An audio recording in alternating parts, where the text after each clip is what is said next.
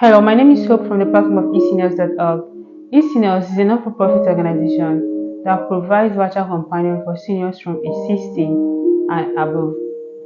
Virtual companion is basically designed to promote emotional support for seniors and also companionship for seniors who feel lonely and isolated from their communities.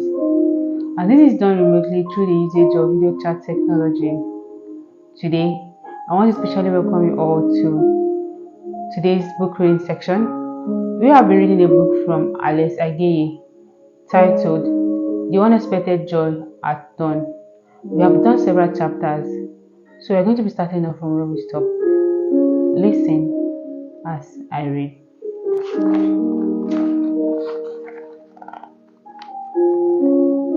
A few people passed by occasionally.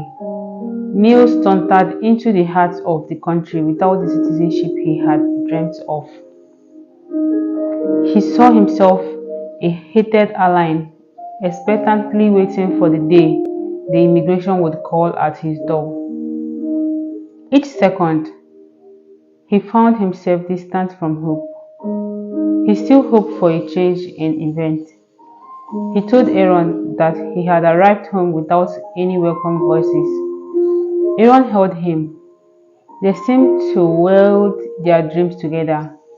The sun was moving fast towards the far side of the hill behind the building, and the darkness gradually moved into the conversation. For some time, Aaron watched the skies, and the golden sun's rays disappeared behind the clouds. He put his head in his palms. A long line of buses stood behind the wall, which fenced the building, and as Nick stood looking towards the hilltop, he saw a car pass slowly over the old bridge and being tossed up and down. The officer walked to Neil and his colleagues and the car and the bridge. And the bridge passed from Neil's mind. That was the third time he had seen him since they arrived in town, and he wasted no time in examining his features closely. It was quite on the small hilly grounds at Idera, Orole. The day, having swung round slowly, broke through the mist, the small bushes clothed by the mist already swaying in the wind, which was sweeping generously downward from the hilltop. Neil was growing cold suddenly. He had gone as far as the bridge to survey it. He began climbing the hill. He was in a hurry to get to an old lady who was waiting with others to fill her bucket with water from the standpipe.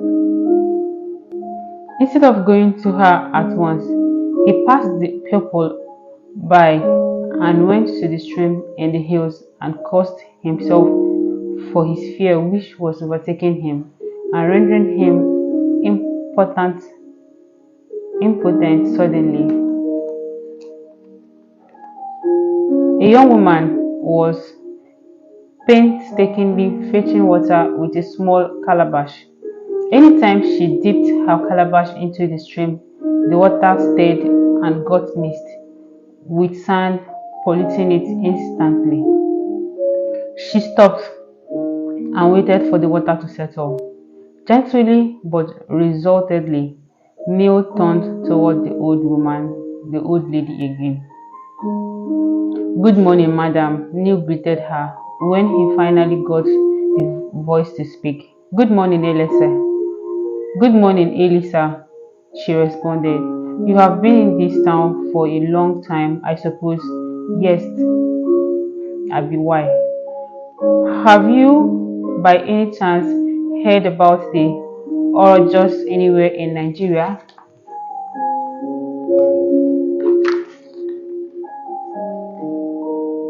The old lady looked at him and shook her head.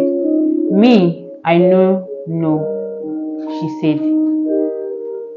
Ni had wanted to engage the woman in a longer conversation, but just then Her turn came to fetch the water, and she shifted her attention to the business of drawing water, turning on the tap. She did not look back at him. Completely disappointed, Neil left her. The entire hilltop was swaying in the breeze. The buildings were submerged in the mist, and Ilera seemed to join the skies. The early morning sunlight was coming through to where Neil was. As he descended the hills, his mind wandered between his decision and the gloom of his future. A flame came through the mist, and soon it was eating gradually through the bush behind Milky House. He watched it as he rested his flaming mind for a while, and soon joined his colleagues. Few people were up at this time of day, and so not many people saw the flame, and those who saw the flame gave it no thought at all. The officer stood at the back of Milky House and was addressing the captives carefully. "For you," he started, "this is a rare chance to escape the prison walls. You crossed the border illegally and have no valid travel documents." He looked seriously, gesticulating with his big arms. Neil stepped forward. "I'm not asking to be given citizenship. I am claiming it as a right. Look at my travel marks. I have told you of my parentage, told you my sad story, how I have been deprived of parental care due to a barbaric, un-African, unsubstantiable law over there. I look at my own people thinking they will do the right thing by me and allow me to live peacefully by right in my country. My parents are here. I will search for them, and God willing, I will find them one day." The officer only laughed cynically. "The point is," he's called, "we don't allow those who can't prove their citizenship and who thus have no right to roam our country without proper authorization and control. Listen carefully, boy. Our flag must be respected. We are a sovereign country. Don't be smart." "What about me? My parents are here." "Oh, Abby, you'll talk yep all day, claiming heaven and earth. You can't speak Yoruba, Igbo, Hausa, or even authentic local language, you see? And you say you are Nigerian. Such strong headedness will cost you if you don't behave yourself. My proposal is an easy one. Out for you. You help me and I help you. I give you protection. If you say no, I will take you to the police cell right away." "There are millions of people like you here being thrown into all sorts of hell. You see," he yelled. Before he left, he pointed to a young man who was standing not far away from him and knew and who was pretending indifference to the conversation between them.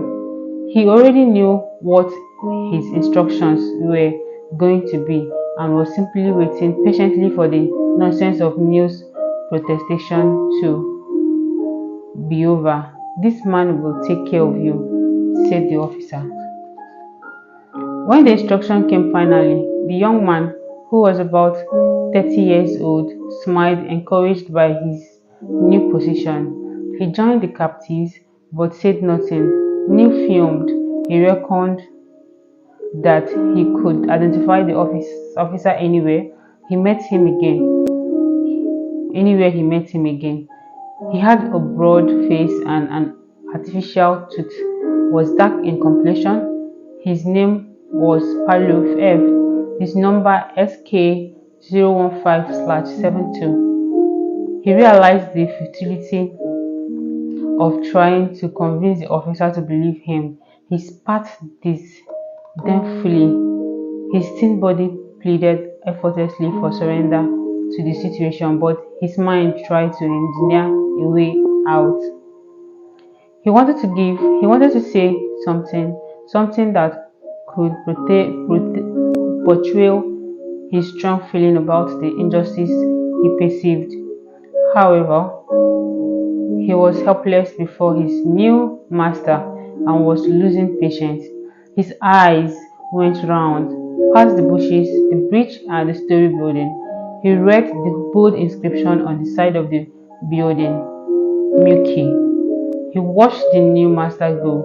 No one could dictate to the master. Neil felt very bitter and chagrined.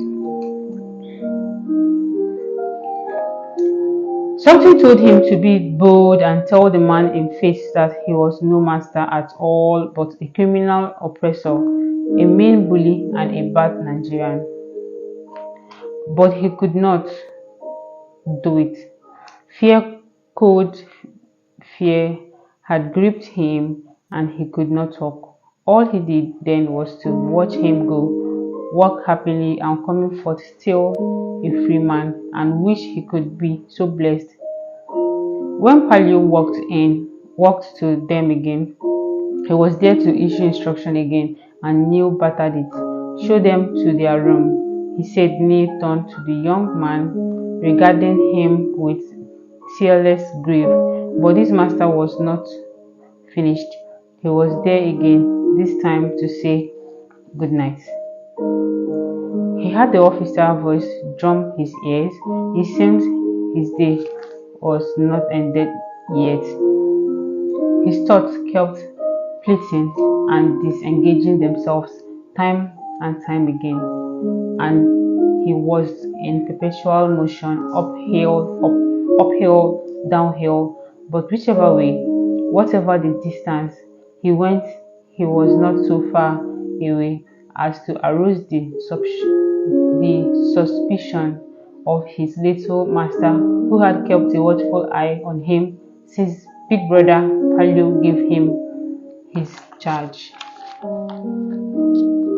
Aaron and the other colleague, Abel, were waiting behind the building, singing while they awaited new instructions and were anxious about Neil. For a while, they decided he had made it after all and had managed to escape, yet none could point to where. Neil had other things to occupy his mind. He was seeing the worst weather in his life. He thought. His eye began to burn. He seemed to have discovered he could walk to and fro without being tired. Soon the moonlight was pouring through the mist with much success, and the smoke from uphill came pouring onto Milky compound again, and many who were glued to their beds were operated one after the other. The smoke and the harsh weather mist and filtered through the opening in the walls and roofs into the room and conspired against everybody's peace, and drove many people out into the open. Those waiting to fetch water from the tap outside Miliki's focused on the fire, eating up the leaves and tearing towards Miliki's compound.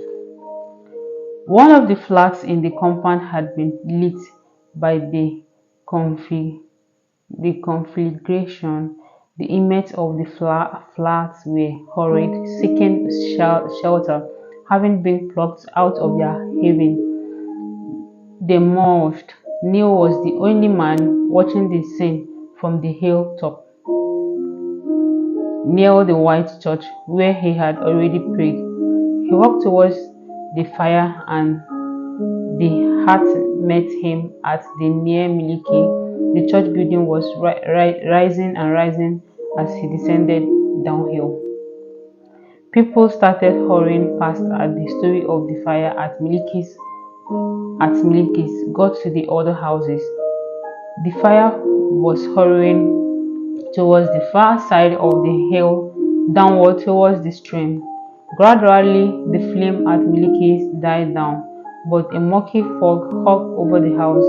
Those who had flocked into the house were leaving, and their voices were cutting through the compound of the other houses which the fire had newly touched. One by one, they concluded the weather was going to quake havoc, especially away from the stream where the vegetables was the savanna type. More of this fire should be expected. This year hammer time came with heat and fire, a woman said as Neil walked towards her, even though he had felt that through her he could get answers to these questions. The woman answered none of his questions. His hopes were damped. The woman was uncooperative. The woman resembled his mother. It seemed so, and he believed it. It was this resemblance which attracted him to her. He had felt strongly like asking her about the origins, but something seemed to prevent him from doing so, and he remained undecided about the mode of conversation.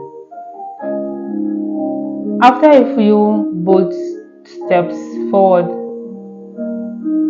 he had stopped as before, and when the woman gave no reply to the one question he put to her, he gave up hope.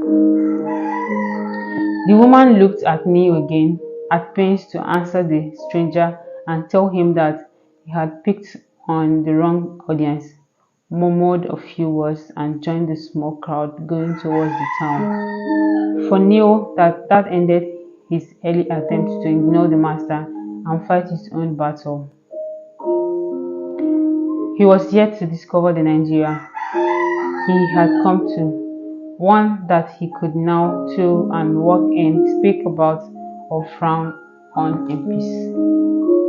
We have been anxious about you. The voice of Aaron came to him. In fact, we thought you had left. Nee did not reply to the barrage of questions his friends posted on to him. He was too engaged with himself. He sighed. I'm just hoping I'll get someone who knows the origins. There may be many of the origins around, he managed to say after the passage of some minutes. Nigeria is a big country, Aaron said, a very populous country. Two men were returning from the water tap. The fire had burned the bush around it. The fire had stopped flowing also. Before they passed, Neil and his two friends, one of the men coming from the tap, greeted. A carol. Yes. They all turned to the stranger who was speaking in a language they did not understand. They wanted to speak to him too, so they waited. We don't understand, Neil said. Oh, sorry. Oh, I've been watching you from the other side as you came down to Hilltown. The man said, I'm Tom Monday. Brother, your face resembles a woman I befriended some time ago, he said. Pour all we know, Nee said, becoming interested. She may be the one I'm looking for. My sister.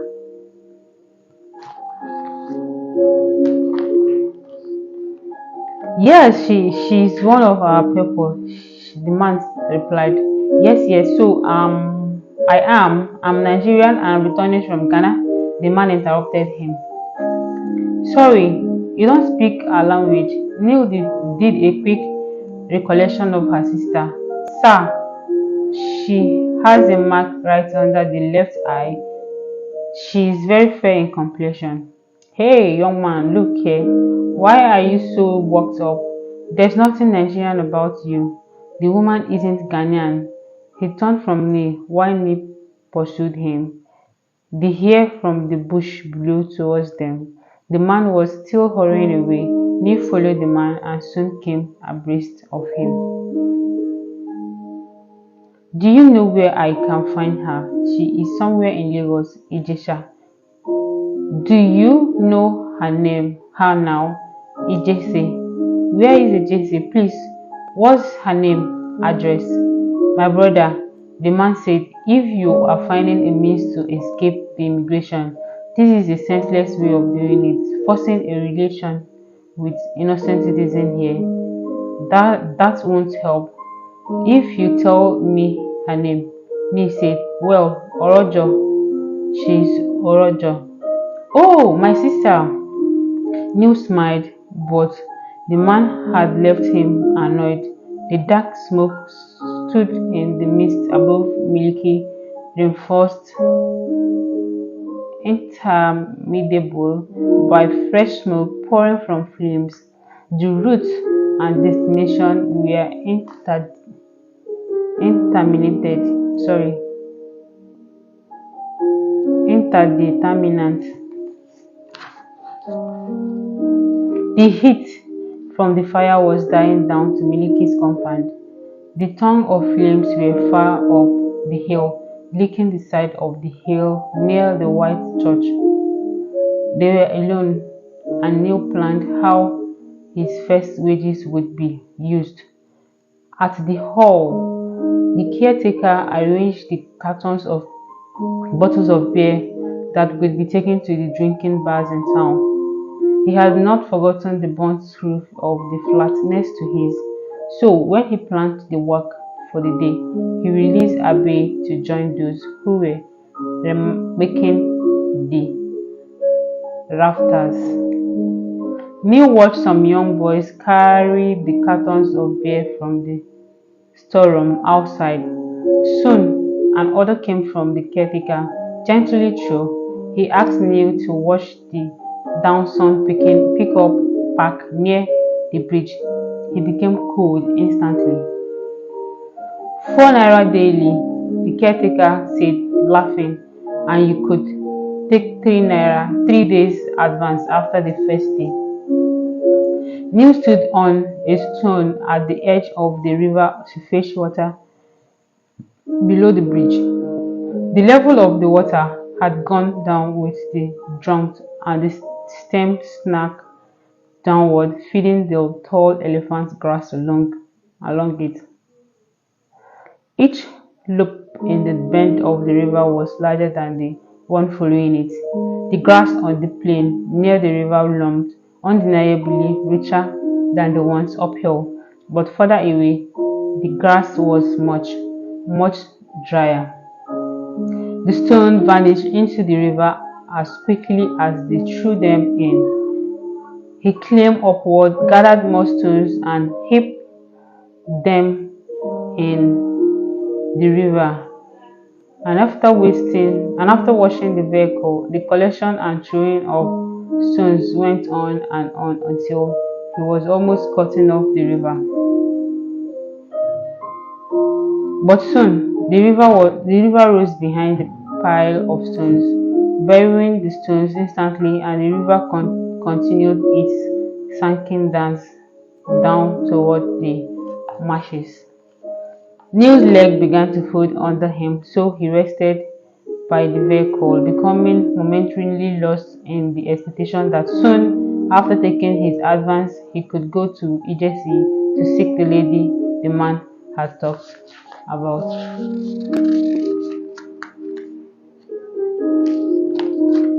The shop lined the streets like coaches waiting for a journey. 1, 2, 3, 4, he counted them from the left. Those to his left were waiting, but empty. His first assignment was to offload the cartons of empty beer bottles into a large house. A big gate opened for him, and while the caretaker gave the orders, he walked to, trotted up, and trod and down with half zeal. After his first trip to the storehouse in the big house, he stopped by the vehicle that had brought them and untied the knot in the necktie, removed the tie, and pocketed it.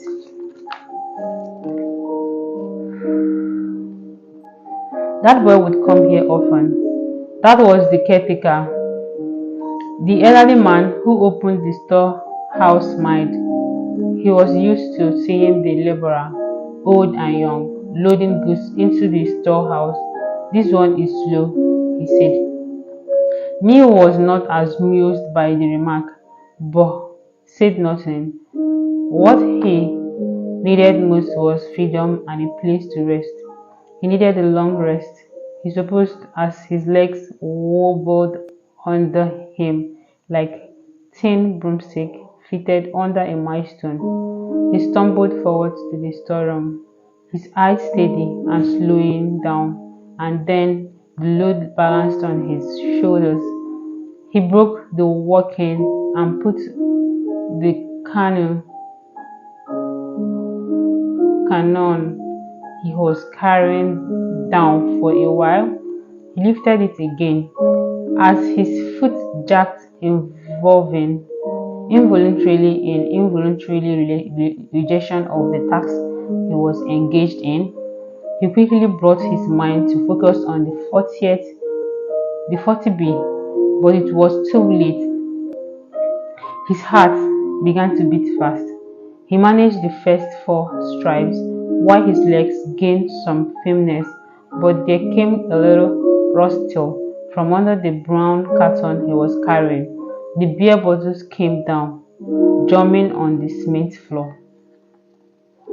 The caretaker, whose pleasure had been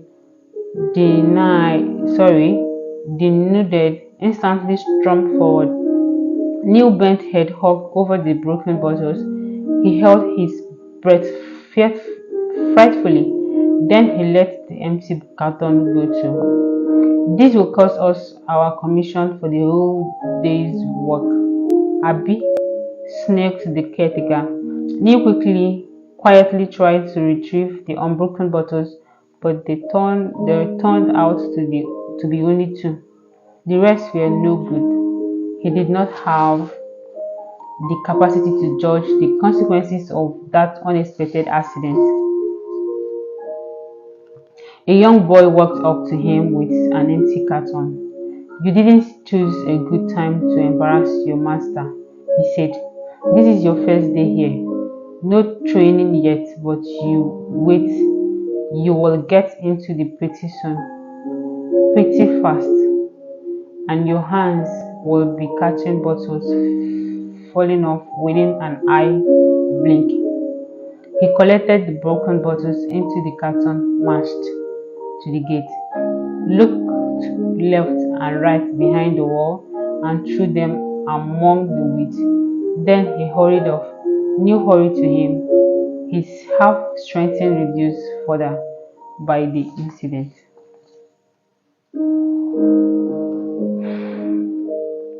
"You should have thrown this away further down there," said Neil. "Waiting now," the boy said. Neil turned to the rest of the unloaded cartons in the vehicle, unbuttoning his shirt. The white shirt was now the color of the brown cartons before him. He got to the vehicle and leaned against it. He did not intend to trifle with the job, but he was disordered. But the caretaker meant the work to be finished with. "Oya now," he thundered, making me start. Careful now." The front door of the big house to the left of the storeroom opened, and 2 pretty young ladies walked out of it to the compound. Neil carried a carton and his heart pleadingly towards them, and was able by his appearance to get their sympathy. "You were tired," one of the ladies said in a familiar Ghanaian language, and his grief lifted off him with the flashing speed of lightning. He turned towards him, lifted his eye, and smiled. "So you were able to tell who's Ghanaian? Oh, so you didn't know? One could tell from your dressing, your speech, and your nature. Ask any Nigerian, and he will tell you," the other lady said. "How long there? Have you been in town?" We haven't seen you here before. Yes, yes, she arrived and I'm staying at Hillary, he said. They introduced themselves as Mashka and Akosho. New judged, they were called girls. Back in Ghana, he had known a mother of women who had been called girls. This is where we are going to be ending today's book reading section. Thank you so much for listening. Till we meet again in the next session. Bye bye.